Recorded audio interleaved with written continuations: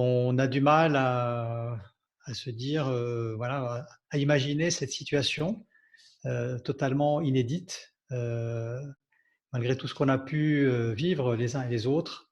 C'est vrai que je pense que nous vivons à peu près tous, la même situation et c'est vrai qu'on pense aussi à toutes ces personnes qui malheureusement ont atteint le virus à des stades plus ou moins avancés, en particulier ceux qui ont des formes graves. Et c'est vrai, comme je l'ai dit dans ma vidéo il y a 2 jours, j'ai vraiment une pensée particulière, tous les jours, pour nos collègues, nos amis, soignants, du milieu professionnel, médical, qui se battent, d'une façon assez incroyable en France et dans le monde, pour nous permettre tout simplement, de vivre. Et c'est vrai que ce sont nos vrais soldats aujourd'hui. Certainement que le monde de demain ne sera plus celui d'aujourd'hui. Et je pense que voilà, ce webinaire est un peu le témoignage aussi de ça. C'est vrai qu'il y a quelques jours, on ne s'attendait pas du tout à ce que Franck et moi, on se retrouve C'était comme ça, face totalement face, imprévu, voilà, mais avec vous grâce à tous. Maya, on a pu Voilà, monter mais absolument, Maya cette Antoun, opération en peu de temps tout à fait, qui a organisé pour toute la partager partie ça avec vous. technique et artistique. Et c'est vrai que je dois vous avouer que si on le fait aujourd'hui, c'est essentiellement grâce à nos jeunes du Study Group qui nous ont poussés et qui sont branchés sur tous les réseaux sociaux et voilà, qui nous ont dit pourquoi vous faites pas la même chose, etc. Et c'est vrai que c'était une dynamique dans laquelle on voulait aussi s'inscrire et c'était l'occasion de s'y mettre et de profiter de ce temps pour qu'on puisse partager certaines choses avec vous. Et je voudrais remercier en particulier ceux qui ont participé activement à l'organisation de ce webinaire, en particulier Marwa Fessi, Zainab Hamdi, Christian Atala et Sarah Fegali. Et c'est vrai, quand on a commencé à en parler, on n'avait aucune certitude, voilà, du nombre de personnes inscrites. Et on s'est dit, Franck, on s'est dit bon, préparez les questions. Peut-être qu'il y aura personne de connecté, et comme ça, il y aura au moins quelques questions. Aujourd'hui, 800, vous êtes plus de 800 à vous être et vous êtes en train de vous connecter. Donc, comme vous êtes On a assez nombreux, 446 connectés déjà, voilà. maintenant. Donc, on va laisser quelques minutes pour que les autres personnes puissent se connecter. Et je vais effectivement quitter mon écran de présentation pour que vous puissiez au moins voir Franck, hein. Moi, j'ai pris quelques cheveux blancs, mais lui aussi, il n'y a pas de raison que vous ne le Moi voyez aussi, pas. Et cette le période temps de qui confinement, passe. je pense qu'elle va peut-être pas nous arranger. Mais bon, voilà, on essaie En tout de cas, elle nous donne meubler l'occasion notre de temps. travailler un peu, de Absolument, réfléchir absolument, absolument. à En plein tout de cas, je choses. vois que tu as abandonné la barbe pendant ce confinement. Non, je l'ai un peu raccourci. Un Ah peu bon, raccourci d'accord. par rapport à toi, tu vois, Ouais. j'ai fait propre Bon, c'est à cool. un Bon, moment là, je pense donné. que vous nous voyez tous les deux, c'est On bien. est bon là, je pense. Oui, tout à fait. Et puis, Regarde, il y a 450, tout à fait. Je 456. voudrais juste Ça fait toucher un démarrer. mot en ce qui concerne, c'est vrai, un petit peu cette reprise, bon, un petit peu fortuite, on va dire, un peu malheureuse et très malheureuse même. Mais c'est vrai que ça tombe un petit peu avec nos 15 ans qu'on a fêtés l'année dernière, il y a à peu près un an, voilà, après un peu moins de 2 mois, on aura passé un an depuis cette journée qu'on a partagée avec vous et qui a été effectivement très passionnante avec Franck et avec tous ceux qui ont fait le déplacement sur Paris. On espère qu'au mois de mai, les choses auront repris leur cours normal quand on sera dans nos 2 mois, en 2 mois. Espérons, Est-ce au que plus tu vas attendre vite. un peu plus ou est-ce que tu veux démarrer, Adi? Je ne sais pas, moi j'attends le feu vert de Maya. Maya qui doit nous entendre. Tu nous dis quand est-ce qu'on peut se lancer. Il est 17h06, peut-être 2-3 minutes encore. Je ne sais pas. Donc, ça serait sympa quand vous posez les questions que vous mettiez l'endroit où vous êtes. Euh, voilà, qu'on ait le lieu de manière à ce qu'on puisse vous localiser, ce qui est toujours très Alors sympa effectivement, de pouvoir. quand on a regardé un petit peu les inscrits rapidement, bon évidemment, la grande majorité des inscrits sont français, enfin ou sont en France, et un peu dans toutes les régions, et sans oublier les dom-toms.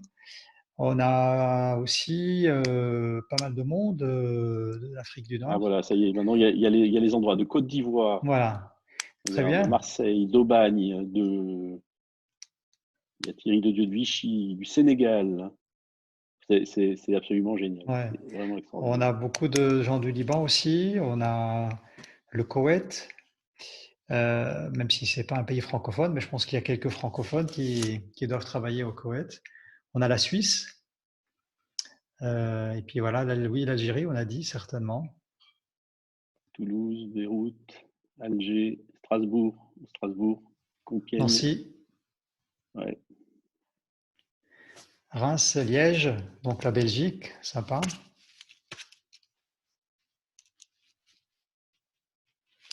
Et c'est vrai Bon, que c'est vrai que c'est tellement. Aujourd'hui, les outils nous permettent vraiment de nous connecter à travers le monde Le Chablis. et malgré tout ce qui se passe, c'est vrai que c'est une bonne façon, voilà, de garder le lien, voilà, de penser peut-être un petit peu à autre chose de temps en temps, et Et l'occasion de nous retrouver voilà, de tous garder l'espérance. pour ce Tout genre à de fait. Et c'est vrai que manifestation on pensait pas finalement pouvoir assez simple et facile tout, d'accès. C'est un excellent moyen de communiquer, de transmettre et de transmettre absolument. les informations que tu vas nous donner aujourd'hui. On fera Bon. la semaine prochaine, On on va fera un autre inverser les rôles la webinaire, semaine prochaine. inverser les Donc rôles. voilà. On vous expliquera ça à la fin. Voilà, on a atteint la Et barre puis des voilà, 500 participants maintenant. allez, 500, c'est bon. Tu peux y aller. Allez, c'est parti. Donc, on Très attend vos bien. questions et puis on y va par rapport à ce que va dire Adi. Vous avez bien compris le principe. Donc, pour ceux qui viennent d'arriver, vous avez en bas de votre écran une petite barre avec une petite bulle où il est inscrit converser et c'est là que vous écrivez vos questions et on les retranscrira à Adi s'il ne les voit pas, de manière à ce qu'il puisse répondre directement à tous les points que vous voulez soulever. Voilà, Adi, je t'en prie, tu peux démarrer. le principe de ce webinaire, c'est pas de vous faire une présentation classique traditionnelle. Vraiment, le principe, c'est poser les questions. On va bien sûr essayer de vous donner le maximum de contenu.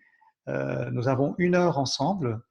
Et puis, bien évidemment, il y aura d'autres rendez-vous qui vont venir si on n'arrive pas à terminer tout le programme prévu. Et voilà, on est essentiellement ici pour répondre à vos questions. Tu peux y aller. Voilà, Je pense donc que c'est bon. j'ai bien aimé cette image que j'ai reçue ce matin et je sais qu'on est tous inondés de vidéos par WhatsApp, d'images, etc. Mais j'ai trouvé cette image extrêmement parlante, en tout cas dans les temps qui courent. Et c'est vrai que la distance qui nous sépare finalement n'a pas tellement d'importance. Ce sont les racines qui nous relient, et en tout cas à travers notre profession et la passion qui nous relie, qui nous rend qui rend nos relations encore plus fortes.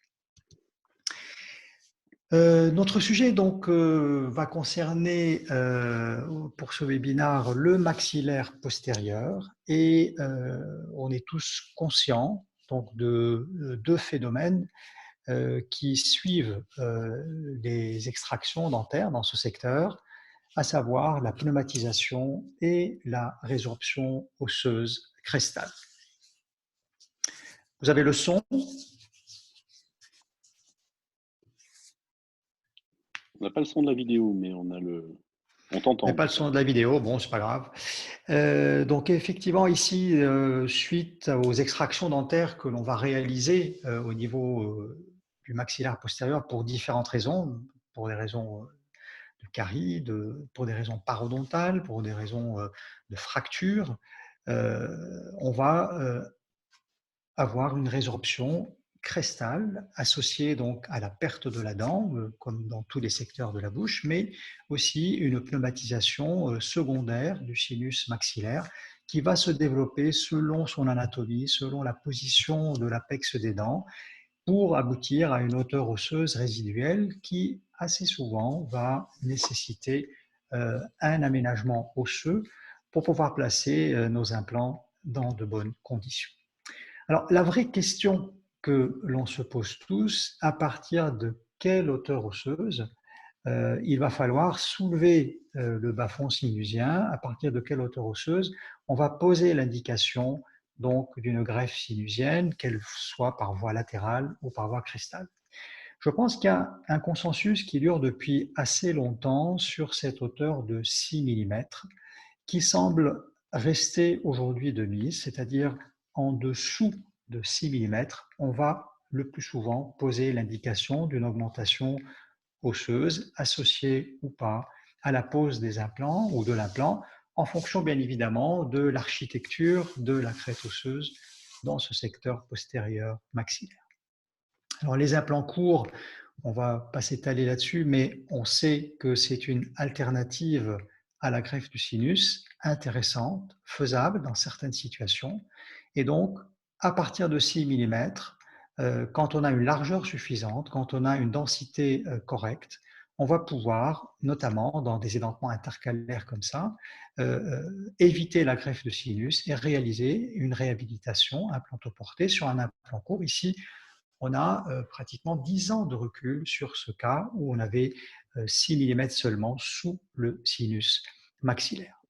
Alors, plusieurs études ont évalué les implants courts, notamment des revues systématiques, mais il faut quand même rester conscient que malgré les résultats que nous avons, malgré les taux de survie, les taux de succès qui semblent intéressants, il est vrai que les implants très courts, c'est-à-dire inférieurs ou égaux à 6 mm, n'ont pas encore suffisamment de recul. Et d'après les premières études, notamment les premières méta-analyses, notamment celle de Xu, une étude tout à fait récente de 2020, montre un taux de succès moins élevé avec ces implants en dessous de 6 mm ou égal à 6 mm.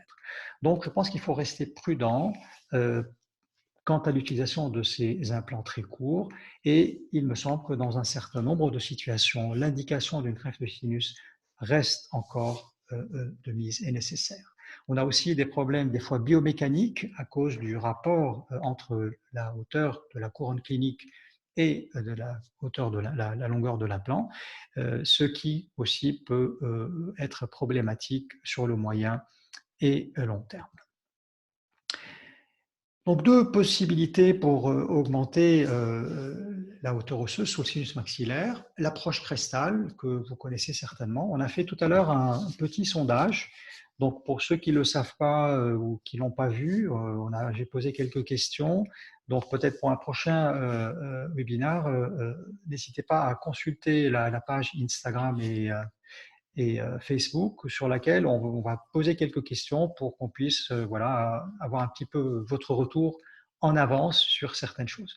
Donc, ce que j'avais vu à peu près, c'est qu'environ 40% d'entre vous appliquent l'approche cristal et 60% vont favoriser plutôt l'approche latérale. Donc, aujourd'hui, il n'est pas prévu de parler de cette approche, mais on va plutôt Tu aborder pourras répondre aux l'approche questions. Tu pourras répondre aux latérale. questions. Oui, oui, si vous avez des questions, on peut bien évidemment répondre à ce propos Parce que sans problème. c'est une technique qui est beaucoup pratiquée par les praticiens parce que ça leur semble plus simple. Ça leur semble plus simple de pratiquer l'approche crestale parce qu'elle, d'un point de vue chirurgical, elle est moins invasive. Et donc, beaucoup de praticiens pratiquent cette technique. Ce sera intéressant que tu nous donnes quelle est la limite ou que les participants te pose des questions par rapport à ça pour savoir dans quel cas tu le fais peut-être de temps en temps et quelle est la limite de ta pratique pour ça en termes de type de site, de hauteur osseuse finalement, puisque ça de hauteur, aussi de largeur d'os, peut-être du nombre d'implants à placer. Enfin, je te laisse détailler ça. Ok, en effet, c'est peut-être pas enfin, l'approche Crestal. Je dirais, c'est pas la première approche que je vais, je dirais, utiliser, mais c'est vrai que dans quelques indications, quand j'ai besoin de 1 ou 2 millimètres de hauteur osseuse sous le sinus maxillaire, l'approche Crestal est beaucoup moins invasive et elle va être privilégiée. En particulier, c'est vrai que un nouveau concept, le concept Versa que vous connaissez sans doute, m'a séduit récemment et je trouve que c'est une façon assez simple et reproductible qui permet de soulever de 1 ou 2 millimètres, voire un peu plus, cette membrane sinusienne de façon très peu traumatique. Ce On qui a est une question à intéressant 10 de... sur les risques des Oui, implants courts. Excuse-moi, je te coupe. On a une oui. question sur quel est le risque avec les implants courts? Quelle est la différence en fait de taux de Alors, succès? juste, je termine sur cette histoire, si tu veux, d'indication, si tu permets. Vas-y, Aujourd'hui, la toi. littérature est assez claire et on a revu ça récemment. Et c'est vrai que depuis la dernière étude systématique, la dernière revue systématique de d'El Fabro de 2012 et récemment de Jensen, il est clair que on a des taux de succès moins élevés par l'approche Crestal quand la hauteur osseuse résiduelle est inférieure ou égale à 4 millimètres. Donc, si on veut, voilà, par rapport à limiter ou décrire un seuil par rapport à la hauteur osseuse résiduelle, je dirais entre 5 et 6 millimètres ou entre 4 et 6 millimètres, on peut se permettre éventuellement d'utiliser l'approche Crestal en se disant on a des taux de succès équivalents à l'approche latérale. Mais en dessous de 4 millimètres, les taux de succès semblent moins intéressants, moins importants. Alors après, certainement, parmi d'entre vous maîtrisent très bien cette approche et ont de très bons résultats avec moins de 4 millimètres, pourquoi pas. En tout cas, la littérature, elle est assez claire là-dessus et elle, pour l'instant, elle est, je dirais, assez... elle reste, je dirais, elle n'a pas beaucoup changé depuis quelques années. Alors, les problèmes sur les implants plus courts, c'est juste, il y a un taux d'échec plus important. Voilà. Donc, il faut savoir que les implants de 6 millimètres ou moins, sur le long terme, sur le court terme, les résultats sont équivalents. Il y a eu une étude, donc il y a cette étude de Xu que j'ai citée, il a comparé donc, des implants courts avec des implants plus longs associés à une greffe de sinus. Et donc, sur le court terme, ces implants très courts ont donné des résultats équivalents. Mais sur le long terme, c'est-à-dire à partir de 5 ans et plus, on a apparemment plus d'échecs sur ces implants très courts, en particulier quand ils sont seuls, quand ils ne sont pas solidarisés à d'autres implants. Donc ça aussi, il faut, je pense, être plus subtil dans l'analyse de la littérature.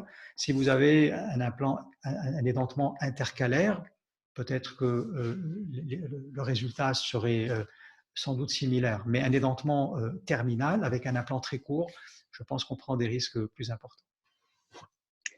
Est-ce que tu as un taux de perforation avec la méthode Versa qui a été publié? Taux de perforation de la Non, membrane quand tu je utilises n'ai rien vu passer à ce propos. une question. C'est une méthode qui est assez récente. Donc, ce sont des forêts très particuliers qui vont aussi densifier, augmenter, améliorer la densité osseuse sous le sinus maxillaire. Et on va tourner à l'envers avec ces forêts pour donc améliorer cette densité osseuse et, quand c'est nécessaire, soulever de 1 ou 2 millimètres la membrane sous-sinusienne avec ou sans biomatériaux. Donc ça, c'est un autre débat que l'on peut, ou une autre question que l'on peut développer un peu plus tard, si vous voulez.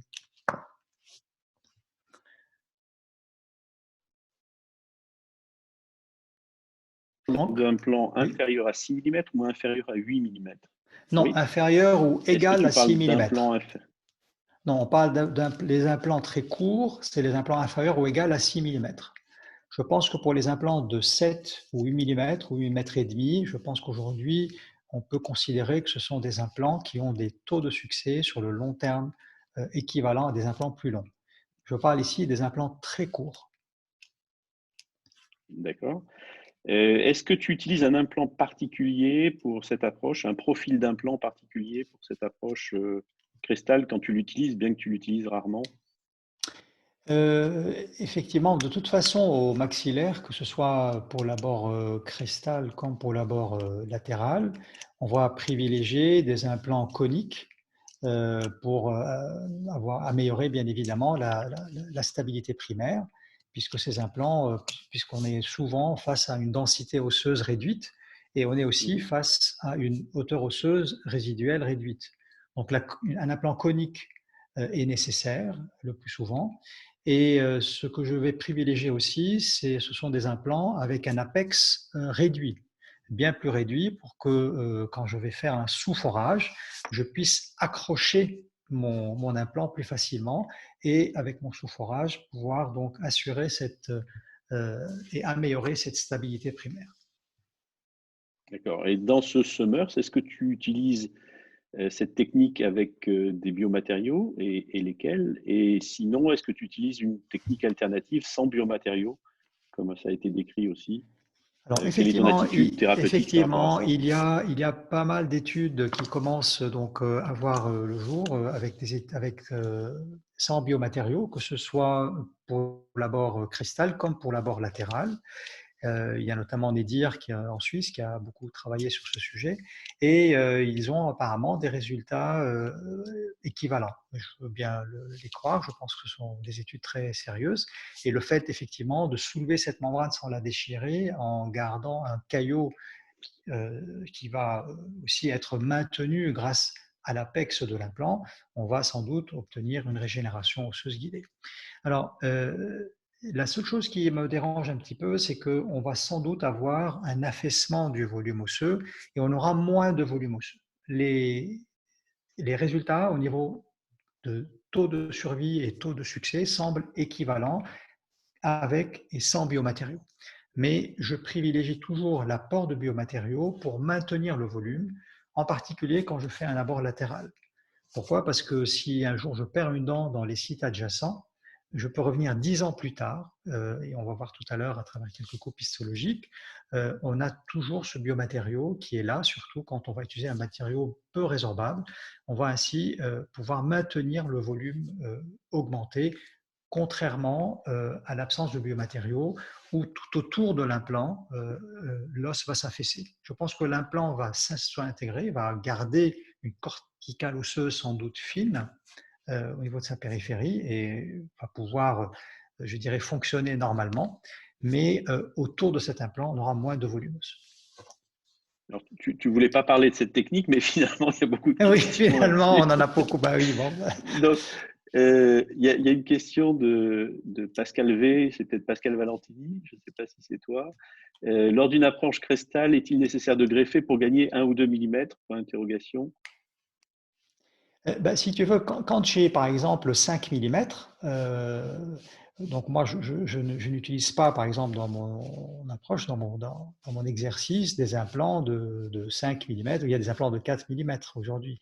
Donc je vais effectivement utiliser plutôt un implant de 7 ou de 8,5 et essayer de gagner 2 millimètres.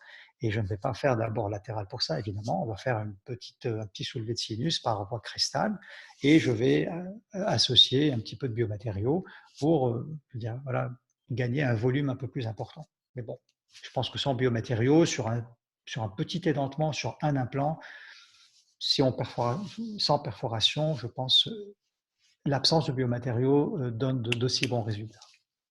Joseph qui veut changer de sujet, mais avant de terminer, quel est le pourcentage de perforation de la membrane quand tu fais une approche cristal? Qu'est-ce qui est décrit dans la Bah, littérature? c'est ça le problème et c'est ça qui me gêne dans cette technique, c'est qu'on ne sait pas. On ne peut pas vraiment le savoir puisqu'on travaille un petit peu à l'aveugle et on n'a pas vraiment un taux de déchirure que l'on voit vraiment dans Il y a, les études. Donc il y moi, a peu de moyens de vérifier. oui, il y a peu de moyens de Moyens de vérifier. vérifier. Voilà. Sauf si on s'amuse à faire une Un endoscopie endoscope, par voie nasale. Bon, il y a etc. eu des études là-dessus, mais enfin, très peu de choses significatives. Et peut-être pour terminer sur le sujet, tu préconises piésotome ou ostéotome? Qu'est-ce que tu utilises? Je Je ne pense pas qu'il y ait de grosses différences, en tout cas, entre les deux. Je pense qu'il faut utiliser le système avec lequel vous êtes le plus à l'aise. En tout cas, aujourd'hui, je privilégie le système que j'ai évoqué tout à l'heure. Mhm. Ok. Bon, on va te laisser continuer peut-être Allez, ta c'est parti. présentation. Oui, si vous voulez. Bien.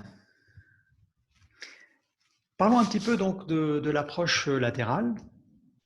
Alors, l'approche latérale, comme l'approche aussi cristal, elle va se faire soit en un temps, soit en deux temps. Donc, quand on a une hauteur osseuse comprise entre 2 et 6 mm, c'est à peu près ce dont la littérature s'accorde, pour laquelle la littérature s'accorde, c'est qu'entre 2 et 6 mm, on va pouvoir poser les implants et réaliser notre greffe de sinus. Et c'est vrai que cette approche, elle est valable pour les petites comme pour les grandes étendues. C'est la méthode sans doute qui est la plus largement acceptée avec d'excellents pronostics. Et on voit ici rapidement sur cette petite vidéo, cette simulation 3D, donc cette approche latérale qui peut se faire de différentes façons.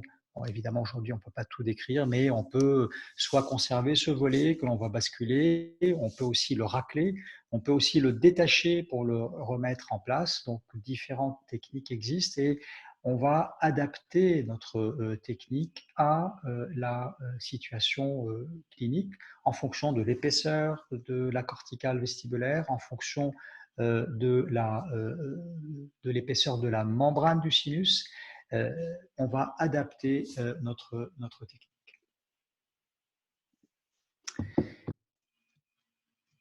Ensuite, quand on a une hauteur osseuse inférieure à 3 mm, et on verra qu'on a un petit peu fait évoluer, enfin, disons, on a adapté en fonction de notre exercice cette classification, mais la plupart des auteurs s'accordent pour dire qu'avec moins de 3 mm, on va réaliser notre greffe de sinus et poser les implants dans un second temps. On voit ici sur cette radio, sur ces coupes 3D, on voit, là vous voyez la flèche et la souris, on voit une perforation osseuse. Donc ce n'est pas une communication bucco-sinusienne, mais une perforation osseuse.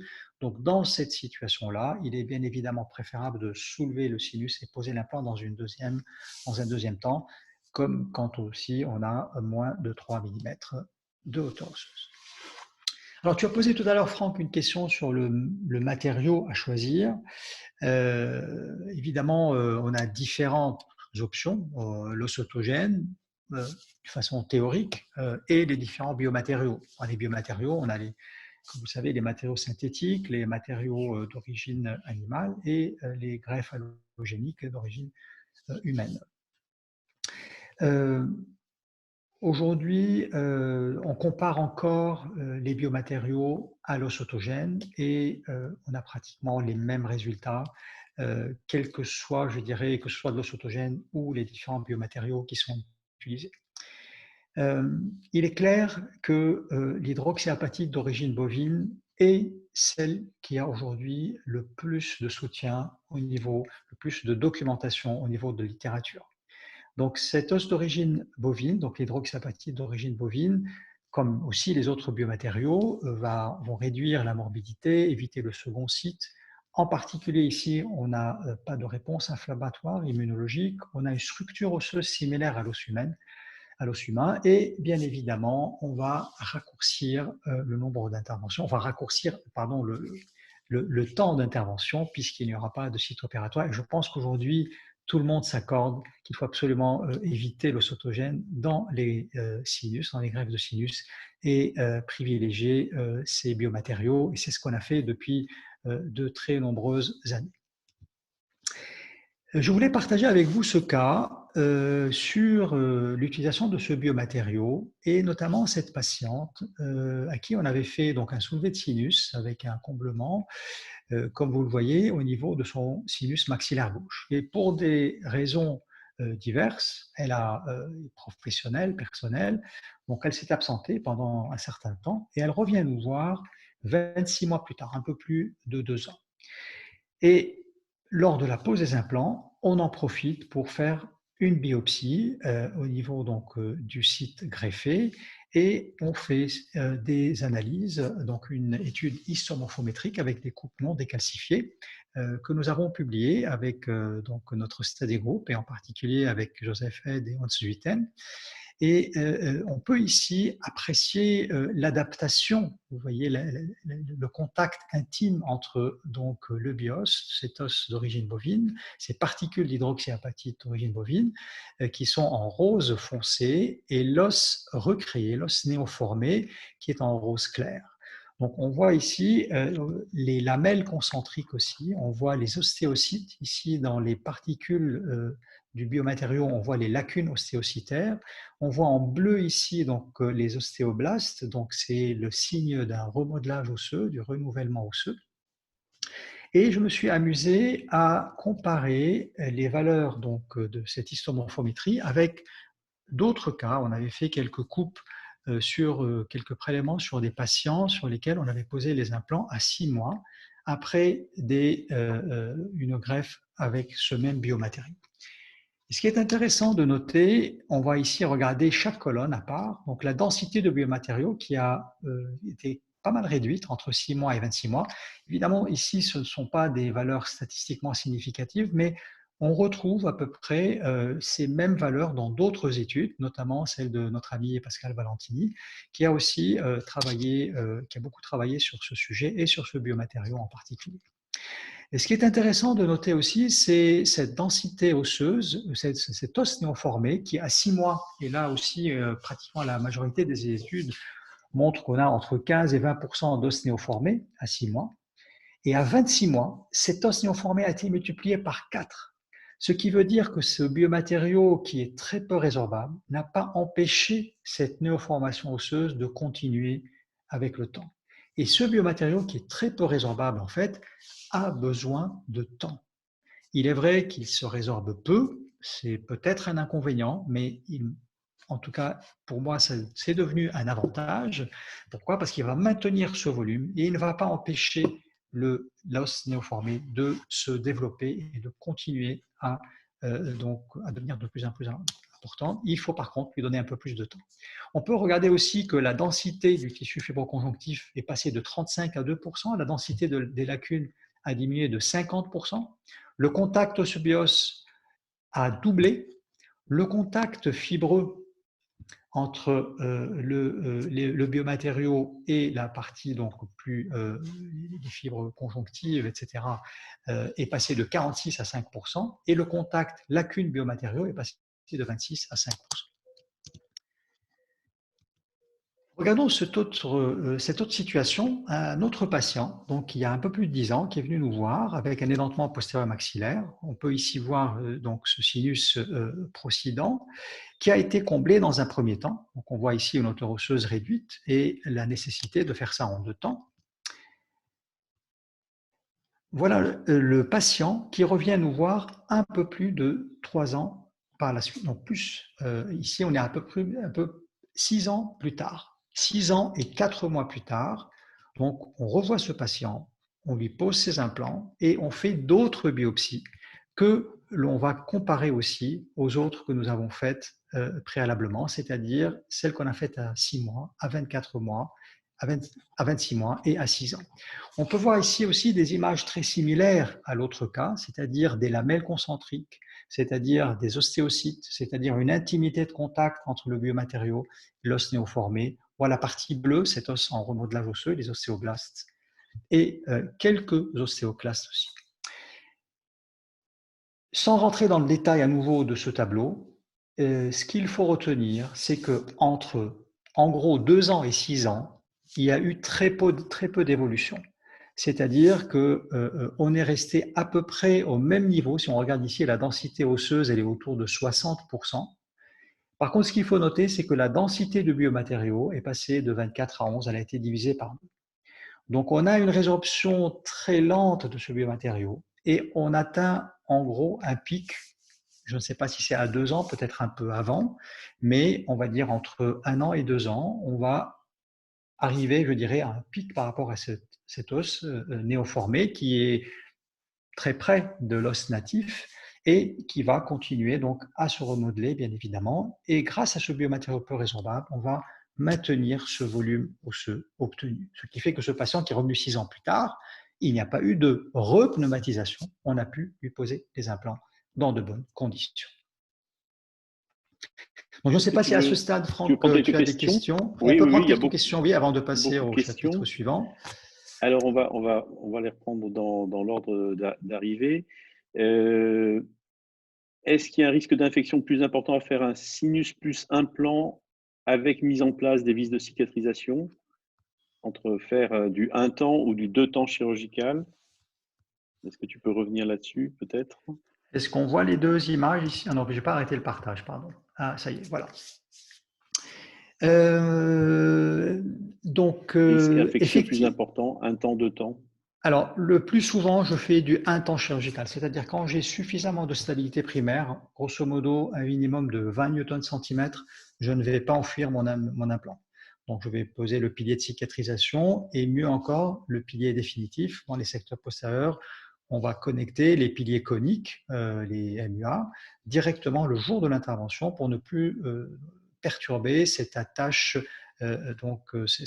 fibreuse, fibro-épithéliale autour de la partie transgingivale. Donc, une intervention pour poser les implants, faire la greffe de sinus et des implants en un seul temps chirurgical, ce qui fait que pour le patient, c'est évidemment un gain de temps et moins d'intervention. Quel est le délai d'attente alors dans ce cas-là? Quels sont les délais d'attente en fonction des différentes techniques que tu vas utiliser? Alors, C'est ça va important de préciser varier, ça. ouais, ça va varier entre 4 et 8 mois. Voilà. Donc, plus la hauteur osseuse sous-sinusienne est importante, et plus le délai va être court. Évidemment, quand on pose un implant sur 2 mm de hauteur osseuse résiduelle, on va plutôt attendre 8 mois. Alors, plusieurs facteurs aussi vont rentrer en jeu, notamment la largeur du sinus. Donc là aussi, c'est la distance que vont parcourir les cellules ostéogéniques entre la paroi médiale, la paroi vestibulaire, la taille de la fenêtre que l'on va réaliser. Donc, on ne connaît pas très bien tous ces paramètres, mais on sait que certains paramètres vont jouer un rôle important. Il y a la stabilité primaire de l'implant aussi qui va jouer. Donc, si on a une stabilité primaire qui est très faible, on va plutôt attendre 8 mois que 6 mois. Et c'est vrai que ce biomatériau que j'ai évoqué préalablement, c'est un matériau qui demande du temps.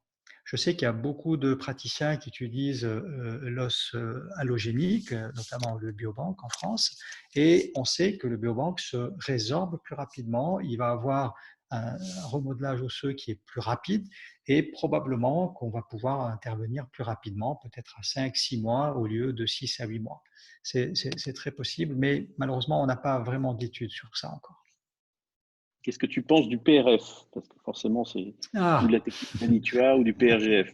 Forcément, il y a des questions avec. Je dois avouer que j'ai commencé à l'utiliser récemment.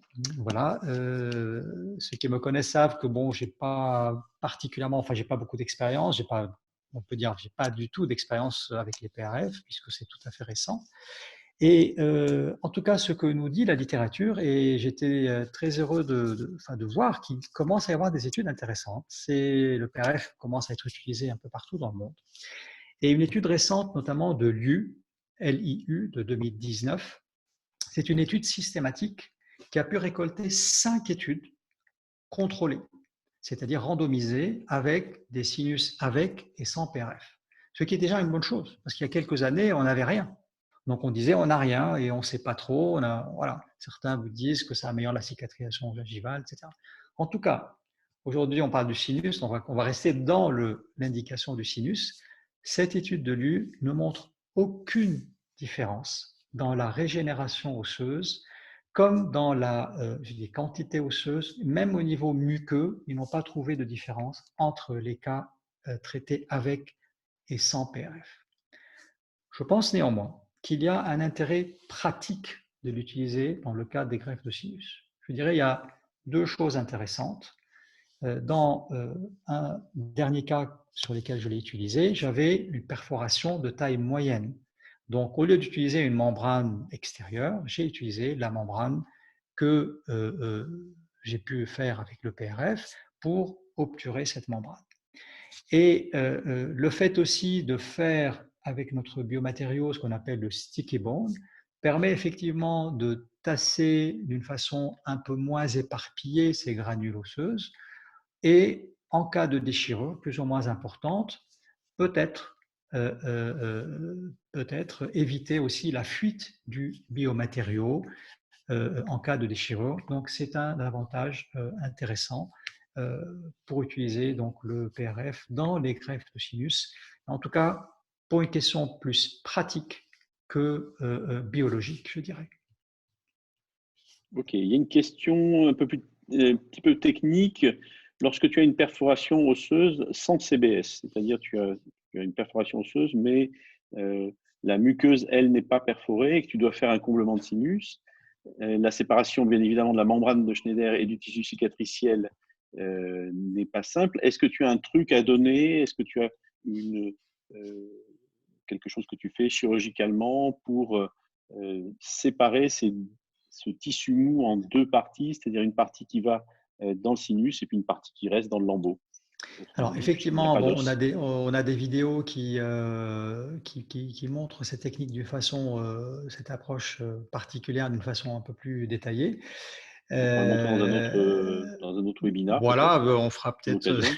Et À l'occasion. ça me donne l'occasion, sans vouloir voilà, faire de pub ou quoi que ce soit, mais c'est vrai que dans le livre, dans la deuxième édition du livre, qui on espère va sortir au mois de juin, sur les greffes de sinus, on a la chance dans cette deuxième édition de pouvoir publier des vidéos donc sur différentes approches de greffe de sinus, et notamment il y a des vidéos sur la gestion de complications, notamment sur la gestion d'une communication osseuse. En deux mots, l'approche consiste à faire une incision en demi-épaisseur tout autour de cette communication osseuse, et ensuite on va décoller cette partie conjonctive à la périphérie donc, de cette communication et décoller à travers cette perforation dans le sinus maxillaire. Alors, si cette communication est grande, on peut éviter l'abord latéral, ça nous est arrivé. Si cette perforation osseuse elle est réduite au niveau de la crête, on va associer un abord latéral et rejoindre le décollement latéral avec ce décollement crestal pour effectivement entraîner dans ce décollement la membrane du sinus et une partie du conjonctif qui était sur la crête et qui a été donc enfoncé dans cette communication. Je ne sais pas si j'ai été assez clair là-dessus, mais C'est clair. voilà. C'est clair. Je pense que c'est clair. On revient sur la technique en deux temps, comblement, puis pose des implants. Le temps minimum idéal pour réintervenir dans une technique en deux temps, est-ce que tu peux Alors revenir? là aussi, pour la technique en deux temps, je pense qu'il y a bon, plusieurs paramètres. Le premier paramètre, c'est le biomatériau, donc voilà, pour les raisons que j'ai déjà évoquées tout à l'heure. Et ensuite, c'est la taille du sinus. Plus le sinus est important, plus il est large, plus il va falloir attendre un peu plus longtemps. Voilà. Donc, pour de petits sinus, notamment en termes de largeur, je pense qu'au bout de 6 mois, on peut intervenir, mais pour de gros sinus, surtout si vous utilisez l'hydroxyapatite d'origine bovine, il est préférable d'attendre 8 mois, à mon sens. D'accord. 8 mois avant de poser les implants? Avant de poser les implants, oui. Voilà. Voilà, parce qu'il y a vraiment une Rien question. Vous n'empêche dites de 5 ou poser 6 les mois ou implants. 7 ou 8 mois. On peut les poser à 6 mois, mais je pense que si on les pose à 6 mois, probablement le délai de cicatrisation avant de mettre en charge les implants va être un peu plus long. Voilà. Par contre, si vous attendez 8 mois, on pourra sans doute raccourcir ce délai de cicatrisation et on aura plus d'os néoformés. C'est clair, plus on attend, plus l'os néoformé va monter en puissance. À 6 mois, on sait qu'on a à peu près plus ou moins 15%, comme on a vu sur les chiffres tout à l'heure. À 8 mois, probablement un peu plus. Est-ce que tu réalises une mise en charge provisoire ou fonctionnelle avec des dents provisoires transvissées Non, dans ces genres de situations? je ne fais jamais de mise en charge immédiate. Pourtant, je suis un grand adepte des mises en esthétique immédiates, des mises en charge immédiates. Mais dans les greffes de sinus ou les greffes d'augmentation crestale, jamais de mise en charge avec des provisoires ou de mise en esthétique immédiate. Voilà, je pense que quand on a attendu 8 mois ou 10 mois entre le moment des extractions et le moment de la pose des implants, on peut attendre encore 2 mois pour pouvoir passer directement à la phase définitive. Vous pouvez passer par des provisoires si vous voulez, mais je ne pense pas que ça va changer grand-chose. Une question sur les comblements osseux. Est-il indispensable de combler au moment de l'extraction? Donc, en fait, quand tu as une extraction à faire au niveau d'un maxillaire postérieur, est-ce que tu vas combler? Et dans quelle situation tu vas combler si tu combles?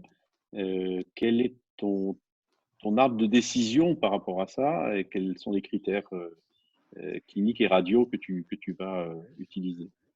Alors, effectivement, dans certaines situations, je vais combler quand je sais que mon comblement va pouvoir m'éviter la greffe de sinus. C'est-à-dire quand je sais d'avance que le bas-fond sinusien est est plus de 6 mm et 6 mm ou plus, donc je vais combler parce que je sais que mon comblement va me permettre de préserver l'architecture alvéolaire, notamment en hauteur. C'est-à-dire ces indentations, notamment de l'apex, quand elles vont pénétrer dans le sinus ou quand elles sont à ras du sinus, elles vont empêcher cette pneumatisation secondaire. Quand je sais d'emblée que je vais avoir besoin de faire une greffe de sinus, c'est-à-dire quand j'ai moins de 6 mm, quand j'ai 3-4 mm par exemple, entre la crête osseuse, entre les rebords alvéolaires et le bas-fond sinusien, donc il ne me semble pas nécessaire de combler. Parce que si on comble et il faut quand même faire une greffe de sinus, on aura perdu du temps. Parce qu'on sait tous qu'un comblement va retarder la cicatrisation d'une alvéole. Par contre, quand on va réaliser une extraction sans comblement, on sait qu'à 3 mois, on va avoir une alvéole qui est cicatrisée suffisamment pour pouvoir s'ancrer dans cet os résiduel et faire notre greffe de sinus en même temps.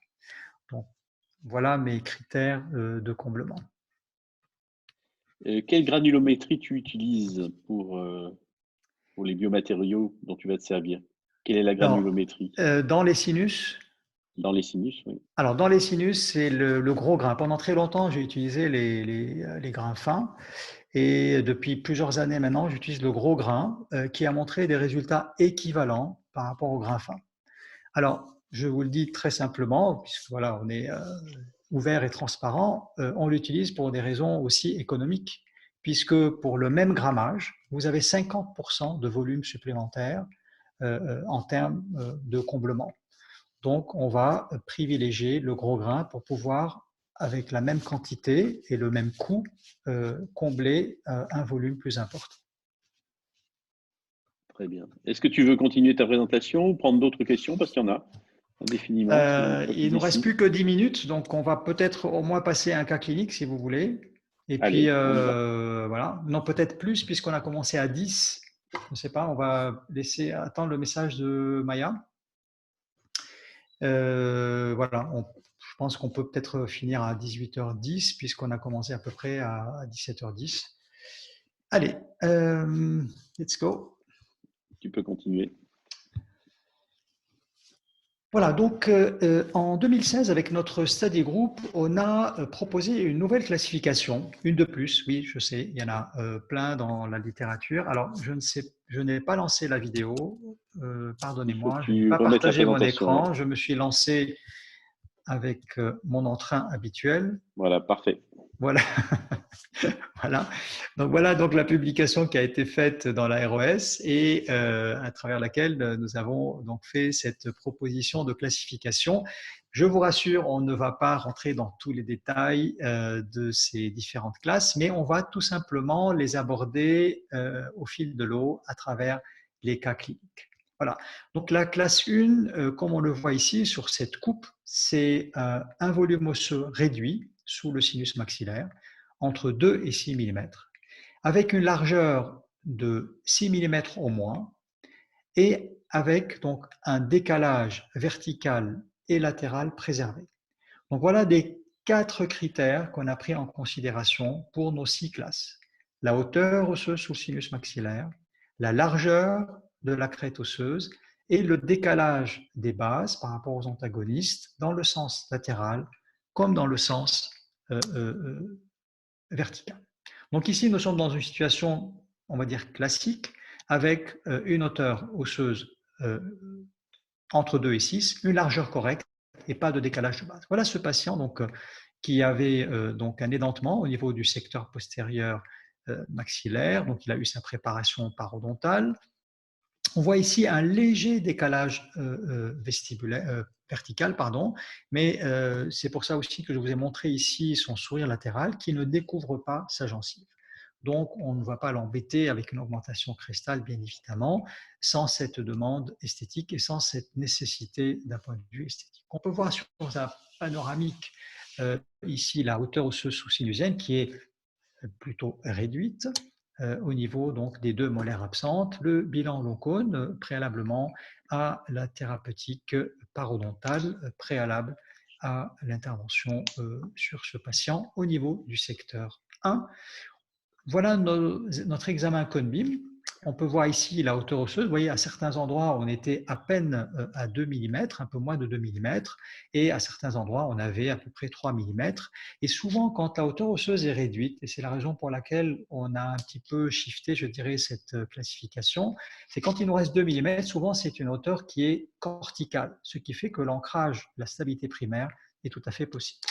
Donc ici, on Adi, peut… excuse-moi, Oui, Adi, est-ce que tu peux oui, nous parler de l'épaisseur de la membrane ou du polype ou de oui. la pathologie intrasinusienne? Alors, Parce que là, je pense qu'il y a certains de nos participants qui… effectivement. Alors, La question a déjà été posée, hein, c'est pour ça que je reviens dessus. si vous regardez bien sur la coupe de droite, on voit une communication entre les fosses nasales et le sinus maxillaire. Donc, c'est un patient qui a eu au préalable une méatotomie moyenne. Et bien évidemment, quand je me retrouve dans ce genre de situation avec une membrane aussi épaisse et avec une communication que je supposais être une méatotomie moyenne, je l'adresse à mon correspondant ARL, Boris Pétel, qui, je crois, est en ligne avec nous aujourd'hui. Et donc, il m'a rassuré quand je l'ai adressé en me disant, parce qu'il fait systématiquement dans ces cas-là une endoscopie par voie nasale, et il va surtout aller vérifier si l'intérieur du sinus présente une sécrétion purulente. Donc, s'il y a une sécrétion purulente, évidemment, c'est une contre-indication à la greffe de sinus. S'il y a une sécrétion séreuse ou rien du tout, on va pouvoir faire ce soulevé de sinus malgré l'importance de cette muqueuse du sinus. Donc ici, c'est une muqueuse qui est saine, qui est épaissie et qui a été traitée au préalable par cette méatotomie moyenne. D'ailleurs, quand on a ce genre d'épaississement, on sait d'avance que les risques de déchirure de la membrane du sinus sont beaucoup moins importants. Ça va, j'ai répondu à ta question? Je pense, oui, Voilà. sans problème. Bon. Donc, on va voir ensemble une vidéo concernant ce cas qui a été donc traité lors d'une de nos formations dédiées aux augmentations osseuses. Ici, l'incision, elle est crestale. Au niveau distal, on va faire une petite incision de décharge qui reste dans la gencive kératinisée, donc on va éviter d'aller au-delà. Elle se poursuit en intrasulculaire, plus en mésial, avec une incision de décharge un peu plus importante pour pouvoir dégager la face latérale du maxillaire et la base du malaire. Ici, on a choisi la technique donc, de la fenêtre osseuse que l'on va préparer dans un premier temps, dans une première phase à l'aide d'une fraise boule tungstène, sans jamais atteindre la membrane du sinus. On a désépaissi, vous avez vu cette fenêtre pour pouvoir accéder plus facilement et ensuite à l'aide d'un insert piézoélectrique, une boule diamantée, on va terminer cette ostéotomie au niveau donc, de son pourtour et on va aussi éliminer tous les pics osseux pour réduire les risques de déchirure. On va entamer ce décollement grâce à cet insert en réduisant la fréquence de notre machine piézoélectrique et ensuite on peut utiliser des inserts angulés pour entamer et prolonger notre décollement qui va se poursuivre avec des curettes manuelles de différentes angulations. Donc, vous voyez la partie concave, elle est maintenue toujours du côté osseux et la partie convexe, elle va rester du côté de la membrane. Donc, on maintient ce contact osseux en permanence. On utilise, comme vous voyez, une petite aspiration qui n'est pas très puissante pour ne pas prendre de risque de perforation. On va décoller selon la hauteur des implants qu'on a planifiés et le forage va se faire à cette étape-là. Donc, ostéotomie, décollement, sous forage bien évidemment. On voit qu'on a une crête qui est suffisamment large. Voilà nos indicateurs de direction pour le premier implant. Notre deuxième site de forage. On a fait le choix ici d'utiliser des implants coniques qui vont donc nous aider à avoir cette stabilité primaire. Injection du biomatériau, donc de l'hydroxyapatite bovine, grosse granulation à l'aide d'un pen, un genre de stylo, ce qui vraiment facilite la mise en place du biomatériau et le rend beaucoup plus rapide. Voilà notre implant avec un col usiné et non pas un col donc, rugueux. Donc c'est un petit peu, enfin, c'est vraiment notre choix dans les secteurs postérieurs essentiellement. On va mettre nos cols implantaires légèrement sous la crête et on va associer une membrane résorbable.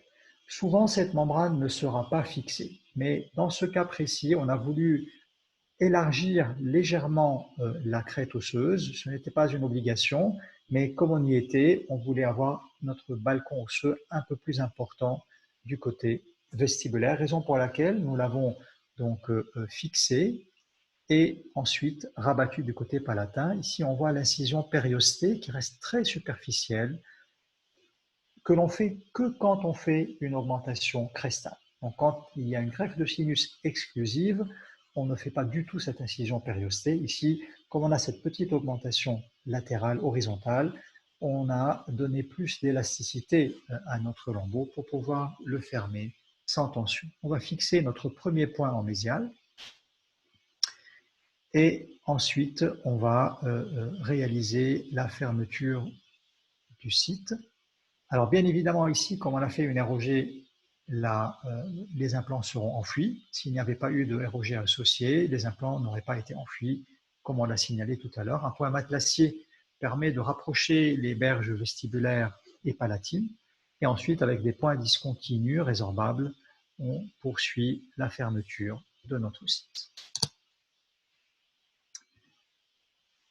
Ici, le cas est terminé avec une restauration transvissée, avec un recul de 3 ans, où on peut noter la stabilité osseuse autour des cols implantaires, et on peut voir le clou qui a été gardé, souvent quand il est enfui ou un peu trop loin, pour ne pas trop décoller au moment du stade 2. Alors, je ne sais pas si tu as des questions avant de poursuivre et de passer à la classe 2, Franck. On a beaucoup de questions pour toi. J'espère qu'il n'a pas disparu, Franck. Non, je suis là. Tu m'entends? Francky? Tu m'entends? Ah, je ne t'entends pas. Je Tu suis es là. là, mais je ne t'entends Oui, je pas. suis là. Je suis bien là. Normalement, tout est bon.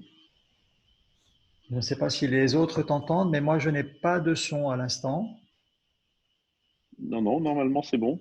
On m'entend. Je sais qu'on m'entend. Je reçois des messages qui me disent qu'on m'entend. Alors, tout le monde entend bien, moi, je n'entends pas. Tu peux. Je vois qu'Eric qui est là. Hello, Eric. Écris-moi ta question si tu veux sur le Converse, parce que je Est-ce ne que sais tu pas entends si quelque tu es chose en là? muet. Non, tu n'es pas en muet, Non, Franck. je suis pas en muet. Moi, j'ai Je mon ne micro t'entends qui plus. fonctionne. On entend tous les deux, mais alors, C'est tout bon. Alors, en cas de forte Sinon, résorption avec des regarde les rapports questions. couronne-implant défavorables, est-ce qu'il faut faire une greffe osseuse verticale associée au sinus lift? Oui, on peut le faire dans certaines situations. Ce sont les classes qui vont venir par la suite. Est-ce que j'utilise le volet osseux issu du volet sinusien? Oui. Désolé, Franck, je ne voulais pas prendre ta place, mais je ne t'entends pas. Donc, je prends les questions qui sont sur le Tu côté. peux. Oui, vas-y, Peut-être vas-y. Maya peut Le nous plus régler le important, c'est que tu problème, répondes mais aux moi, questions. je ne m'entends On pas. t'écoute. Alors, des fois, oui, on utilise le volet osseux pour faire une ROG qu'on peut broyer. On peut l'utiliser aussi comme une lame pour la technique Coury. Donc, effectivement, ça peut nous aider dans certaines situations. On utilise des clous en titane qui font 1,2 de diamètre sur 3 mm de hauteur. L'utilisation de membranes résorbables pour combler le BO, est toujours nécessaire? Non, ici, on l'a faite pour la ROG, pour recouvrir une fenêtre d'accès vestibulaire, la membrane n'est pas toujours nécessaire. On le fait quand on a de grandes fenêtres, des fois obligatoires pour traiter une cloison par exemple, mais on sait qu'aujourd'hui, qu'associer une membrane n'est pas indispensable.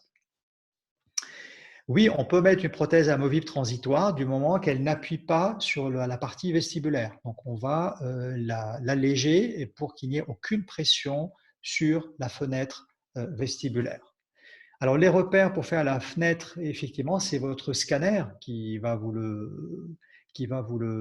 aider à trouver vos repères. En général, l'ostéotomie, elle se fait à 2 millimètres en distal de la face antérieure et 2 millimètres au-dessus du bas-fond sinusien. Pour les déchirures, on a 3 types de déchirures, les petites, les moyennes et les grandes, comme on l'a décrit dans notre chapitre avec Zainab. Donc, pour les chapitres de 0 à 5 millimètres, en général, quand vous allez soulever votre membrane, vous allez avoir des plicatures qui vont donc se faire et souvent, cette petite déchirure, elle va se combler toute seule. Pour des déchirures moyennes, entre 5 et 10 millimètres, le plus souvent, on va utiliser une membrane résorbable. On peut, dans ces cas-là, utiliser effectivement les PRF ou bien les PRGF. On a une multitude de PRF aujourd'hui. Personnellement, j'ai commencé à utiliser le PRGF. Sans doute que les autres aussi fonctionnent bien. Je ne pense pas qu'il y a aujourd'hui d'études qui comparent les différents PRF, en tout cas pas à ma connaissance. Et ensuite, pour les déchirures plus importantes, c'est-à-dire au-delà de 10 millimètres, on va utiliser des membranes rigides, comme l'Océoguard, désolé de citer des noms, mais je pense que ça peut vous aider, ou bien la membrane biomatlante, ce sont des membranes réticulées, et on peut aussi fabriquer carrément une petite cabane, mais évidemment, ça c'est des techniques avancées en cas de déchirure importante. L'artère entrale, non, elle n'est pas censée être un cauchemar. Ça se gère très bien, notamment si vous avez un bistouri électrique. Donc, c'est très important, je pense, essentiel d'avoir un bistouri électrique. L'intérêt du métronidazole, en plus du BIOS, non, je ne pense pas. On n'a pas le droit d'utiliser des antibiotiques en local. Je sais qu'il y a des personnes, enfin, il y a eu des praticiens qui l'ont utilisé, qui en ont parlé. Voilà, je vois Antoine Choufane du Liban qui me pose une question. Tu es contre l'approche cristal? Non, je ne suis pas contre l'approche cristal, mais je l'ai détaillé tout à l'heure. Voilà. Désolé, je ne t'entends pas, Franck, mais Est-ce que tu m'entends là? Est-ce que tu entends? Parce que ça, c'est les vraiment participants dommage. m'entendent. Les participants m'entendent que Je ne sais pas si on peut faire. peut-être que c'est. Alors, vous êtes en sourdine par l'animateur, votre micro, tac, tac, tac. Alors, je vais voir si je vois ici. Moi, j'ai rien touché. Hein. Voilà. Moi non plus. C'est un attentat. Je n'entends personne. Bon, tout le monde entend les deux, ça c'est bien. Il n'y a On que moi t'entend, on qui ne t'entend. t'entends pas, C'est le Franck. principal. Le Ça s'appelle principal, du c'est qu'on t'entend. sabotage, ça, à mon avis. Mais rien ne nous sépare, toi, tu le sais, bien évidemment. C'est Maya. On est d'accord. Bien, il nous reste 5 minutes, donc je suis désolé, je sais les questions sont, je les vois défiler, c'est énorme. Mais Vraiment toutes nos excuses, mais on reprendra les choses à un autre moment et on va avoir du temps malheureusement, mais je vais et t'appeler heureusement Franck pour ce sur ton genre de choses. téléphone. Voilà, on va faire système D Vas-y. et comme ça, je vais pouvoir t'entendre. Voilà, hop, tu décroches s'il te plaît. Voilà. Donc là, tu vas m'entendre maintenant. Est-ce que tu Voilà. m'entends au moins sur le téléphone? Oui, je t'entends, je t'entends. S'il n'y a pas d'écho, moi ça me va. Peut-être que tu peux mettre tes écouteurs sur le téléphone, puisque au lieu de les mettre sur l'ordinateur. Il faut que je change. Oui, il faut que je change d'écouteur. J'ai bien fait de prévoir d'autres écouteurs. Allez, vous nous pardonnerez pour ce petit incident technique. C'est notre premier webinaire. C'est la première. Hein, C'est plutôt pour bien l'instant, débrouillé. tout allait bien jusqu'à Ici encore Maya. 18h05. Maya est là, oui. Voilà, ça va comme Donc là, ça. tu dois m'entendre et Moi, je il n'y a plus t'entends. d'écho. Formidable. Bon, super. Top. Super. Donc, on peut continuer comme ça. Ah, tu Je vois sais pas si. non, tu vois, je crois que c'est un problème avec mes oreillettes. Donc, je t'entends sur le son de l'ordinateur. Vas-y, Bon, parle. parfait. Eh bien, Voilà. écoute, c'est parfait. Si tu m'entends sur l'ordinateur, tu peux enlever les oreillettes et on va rester comme On met ça. les oreillettes et on fait. Et on Hop, coupe le téléphone. Allez, super. c'est bien. Très bien. Parfait. Bon, donc peut-être que tu veux encore avancer un petit peu, les 18h05 ou Alors, on va conclure dans quelques minutes. alors, si tu veux, je peux. Oui, on va conclure dans 5 minutes. Enfin, on a 5 minutes encore, si vous voulez. Oui, Alors, effectivement, pour rester, je pense, le plus didactique possible et peut-être à ce moment-là faire une deuxième session pour cette première partie, on va voir ensemble la classe 2 et on aura la classe 3, la classe 4, 5 et 6 pour donc la prochaine fois ou les prochaines fois quand je vois le nombre de questions énormes qui défilent. Voilà, je pense qu'on aura de Il y a quoi marqué faire. encore des cas. Donc, tu vois, ce sera bien On de a, revenir et de faire des on cas. a de quoi tenir quelques semaines de confinement tous ensemble, avec plaisir en tout cas. Il y a une Voilà, donc question on de va. Vincent Choquet qui est peut-être un peu précise, mais peut-être que tu as la réponse. Que faire en présence de cellules de Haller importantes? Point d'interrogation. Et Coucha bullosa. Je ne connaissais pas cette Euh, maladie. Tu oui, dois savoir ça. ça c'est une contre-indication et je pense que ça passe par l'ORL qui doit donc traiter la situation avant de toucher au sinus. C'est clair. Mhm. Très bien. Voilà, On nous donc écrit dommage trop court.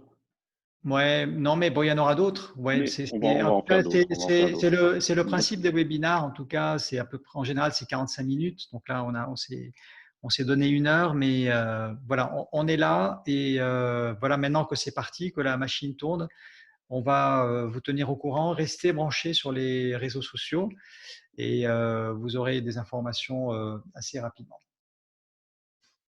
Bon, parfait. Parfait, Euh, Adi. Donc, alors, on peut conclure notre session, si tu veux. donc je ne fais Ou pas tu la veux classe continuer? 2 comme tu Alors, veux. vas-y. Ah, si. Plus tu en feras et mieux ce sera.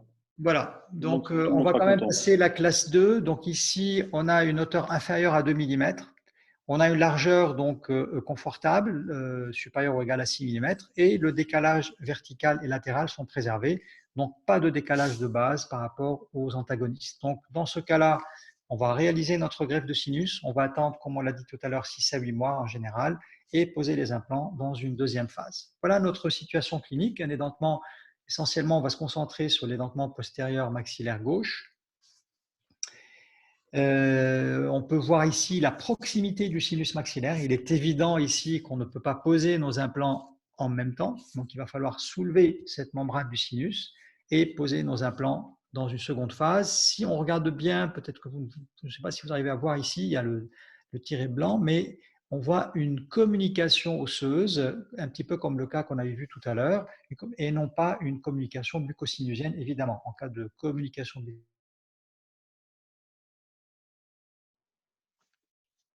et un minimum on va pouvoir donc faire notre greffe de sinus. Ici, on voit donc cette la bord latérale et la bord crestale un petit peu forcée ici, puisque on a cette communication a décollé par voie crestale, on a décollé latéralement et on a pu réaliser donc notre comblement osseux. On avait ici prélevé au préalable un genre de mucocèle qui est aspiré ou tiré en partie à l'aide de cette précelle. Préalablement donc au comblement, on voit ici donc la partie crestale, donc c'était la communication osseuse. Ici, on voit le recouvrement par une membrane résorbable. Le contrôle scanner à 5 mois, ici, avant de poser les implants à 8 mois. Donc, dans ces cas-là, quand on a ce genre de communication, comme on le voit ici, je vais plutôt attendre 8 mois. Donc, on a un sinus qui est important. On a très peu de hauteur sous le sinus maxillaire. Donc, on a un os qui est cortical.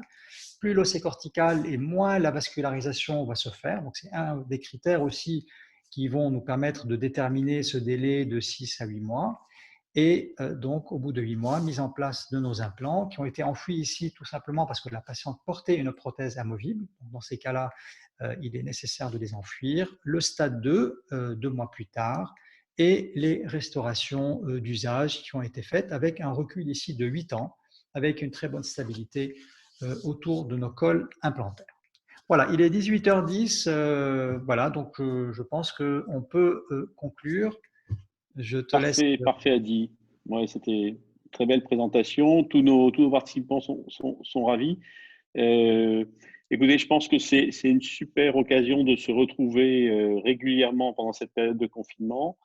prenez soin de vous, prenez soin de vos familles, prenez soin du temps qui passe pour utiliser le temps qui passe pour faire des choses qu'on n'a jamais le temps de faire, des choses intéressantes et de réfléchir à l'avenir. Il faut préparer l'avenir, il faut préparer la sortie de ce confinement et tant mieux si on peut partager ça ensemble, ça nous change les idées et ça permet d'avancer.